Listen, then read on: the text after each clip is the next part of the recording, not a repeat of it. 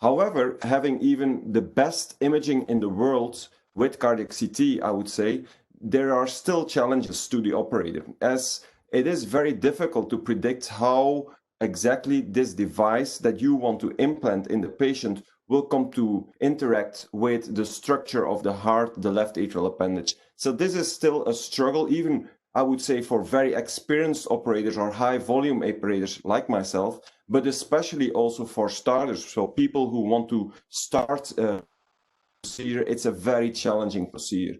So there I would, with the simulation tool or the patient-specific computer simulations from FEOPS, this offers a really new opportunity. Not only for me as an experienced operator, I can even optimize my pre-procedural planning, go for a more slick, even more safe and faster, or I use less contrast, I use less radiation, so it's a safer procedure not only for the patient, but also for me as an operator.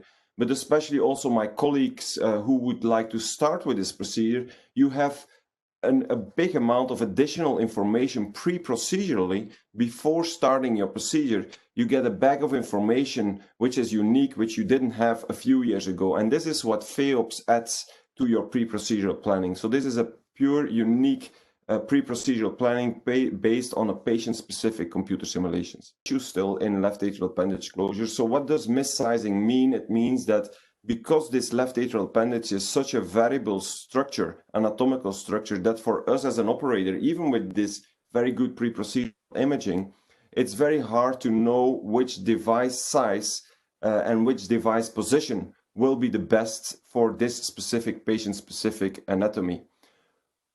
And this results very often in multiple attempts in implantation, even changing device size, so more manipulation, so more use of devices, so this is more costly, also more manipulation in the heart of your patient, which is more risk for complications and less efficient procedure. So having this optimized pre-procedural planning, not imaging, but on top of that, even computer simulations, will result in, and this has been shown in different centers in Europe already, like us in Copenhagen, also in France, there are centers in Belgium. So there are multiple centers using this technology already, and they all have the same result that shows that implementing this these FEOPS simulations and integrating this into your pre-procedural planning, that you reduce this missizing and you come to a slicker, more streamlined procedure and a safer procedure.